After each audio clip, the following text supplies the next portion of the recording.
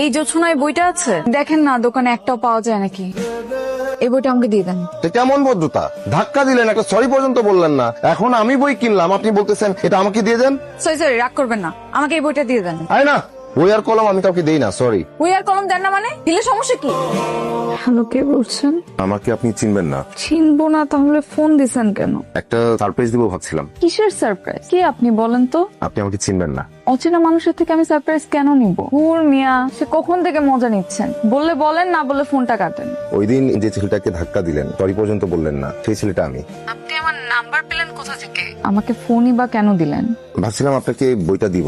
আমার পড়া শেষ হলো তো, আর বইটা পড়তে পড়তে মনে হচ্ছিল আপনাকে শেয়ার করা উচিত। তো ওনার ফ্যান হিসাবে এটা আমার দায়িত্ব মনে হচ্ছে।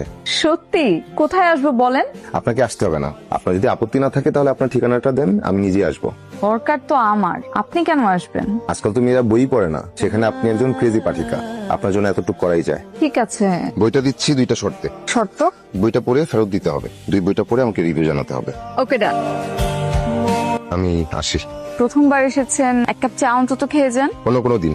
আপনার নামটা মানে নাম্বারটা কি নামে সেভ করব? ইনশাল্লাহ। আপনার বাটন ফোন, অ্যান্ড্রয়েড ফোন নেই? আছে, খুব প্রয়োজন ছাড়া ব্যবহার করি না। আমার কাছে অ্যান্ড্রয়েড ফোনটাকে একটা কন্ট্রোলার মনে হয়, মানে সবসময় নিয়ন্ত্রণ করছে। Same here. এই যন্ত্রদানবের দুনিয়ায় এই একটা মানুষের লেখার মাঝে জীবনে একটা সুন্দর মানে খুঁজে পাই। আচ্ছা আসি আমি। Thanks again. Most welcome. Sorry late করে ফেললাম। No problem. কি খাবেন? চা খেতেই তো এলাম। সাথে আর কিছু? না, এই জোছনা কেমন লাগলো?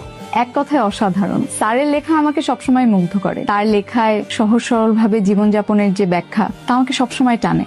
জানেন, এই বইটা পড়ার পর থেকে গল্পের নায়কের মতো আমারও ইচ্ছে করে শহর ছেড়ে গ্রামের দিকে চলে যায়। এত জটিলতা, এত ফর্মালিটিস, কেমন যেন ফরমাইশি মনে হয়। ইচ্ছে তো করেই, কিন্তু চাইলেই তো আর হয় না।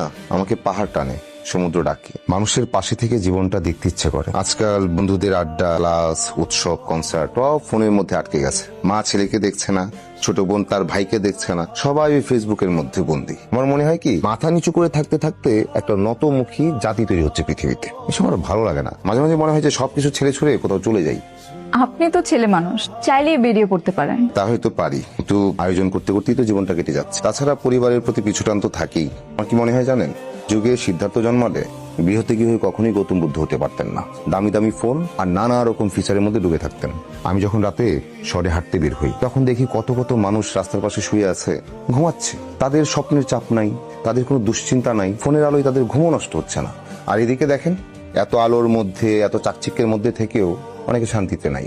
তাদের কত স্বপ্নের চাপ, রাতে ঘুম পর্যন্ত হয় না। ঠিক বলেছেন।